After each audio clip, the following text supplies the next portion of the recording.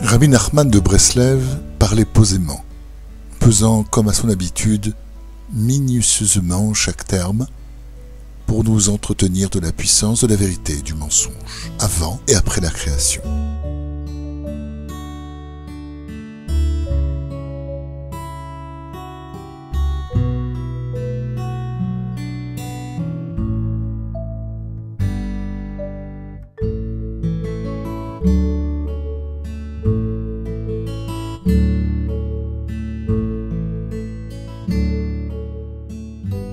Un enseignement parle de 4 tzadikim qui sont montés dans le Pardès, le verger mystique.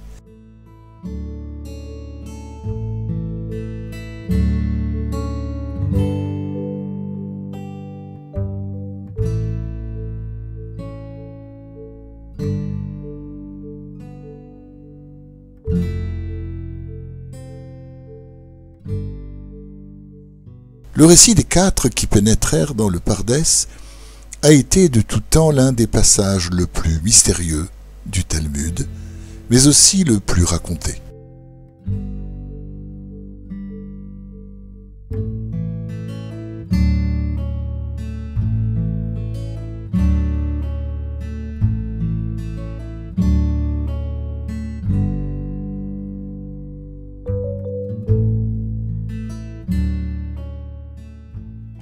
Rabbi Akiba en sortit idem. Rabbi Ben Azai mourut. Rabbi Ben Zoma perdit la raison. Et Elisha Ben Abouya abjura sa foi. Pourtant, au départ, Rabbi Akiba avait recommandé à ses amis de se méfier de l'illusion. Rabbi Nachman dénonça dans cette leçon le mensonge, véritable maladie, pernicieux à la fois au corps et à l'esprit.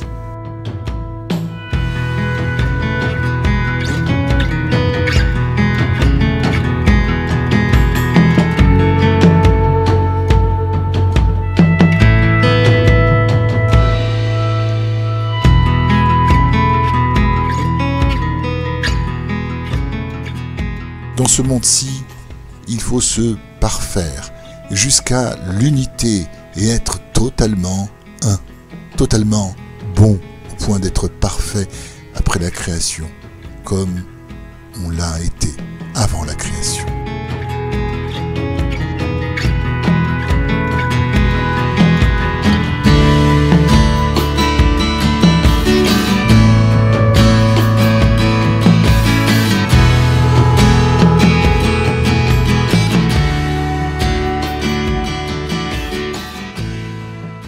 Il expliqua que la vérité est une et unique, et qu'avant la création du monde, toute l'existence était unifiée, intégrée dans l'unicité de Dieu. Après la création et l'existence de l'univers tel qu'il nous apparaît actuellement, la dualité et donc le mensonge s'installèrent. Il nous semble en conséquence que 2 entités séparées existent, Dieu et la création. C'est une fausse impression, car notre vision ne fonctionne pas comme elle le devrait. En vérité, même après la création du monde, la pré-création reste toujours incluse dans l'unicité de Dieu.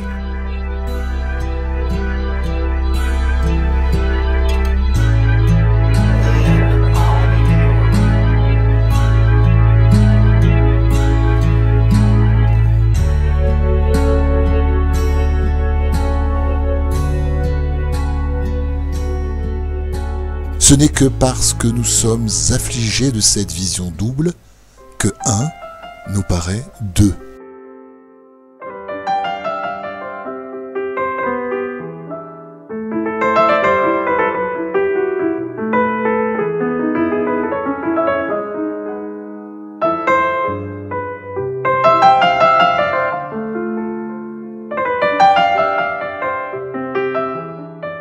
Pour comprendre le rôle joué par le mensonge dans la dualité, il faut se rappeler que lorsque Dieu donna Ève à Adam, le 2e être humain, comme 2 individus ne voient pas les choses de la même façon, le penchant du mal mit à profit ces différences de vue pour introduire le mensonge et l'impureté dans le monde.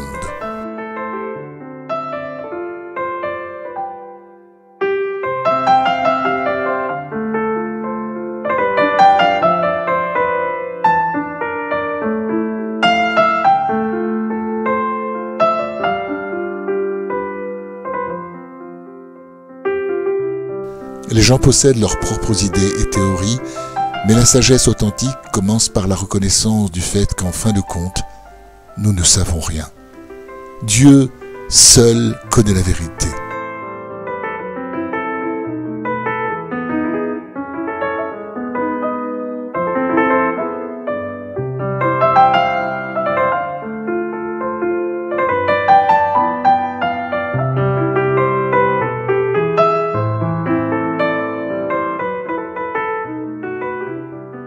Nos sages nous enseignent. En ce jour-là, l'Éternel sera teint. En ce jour où le monde atteindra la perfection et où nous percevrons sa vraie lumière. Toute la création reviendra à un état d'unicité parfaite avec Dieu. Chaque individu recevra alors sa récompense, d'après les efforts qu'il aura déployés en servant Dieu dans ce monde.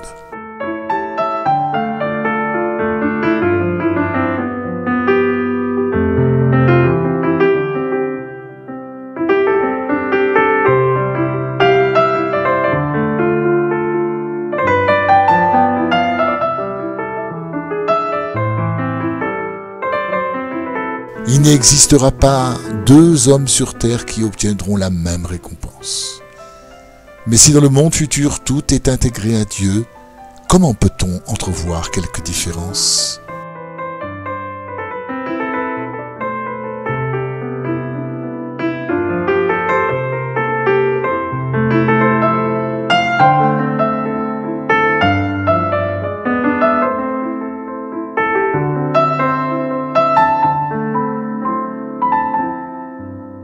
Rabbi Nathan dit que ces concepts sont en vérité extrêmement profonds. Les secrets qui s'y cachent restent en deçà de la compréhension humaine. Ce paradoxe est dû au fait qu'il nous paraît exister deux entités séparées, celle d'avant la création et celle d'après la création, alors que tout est dans une unité parfaite.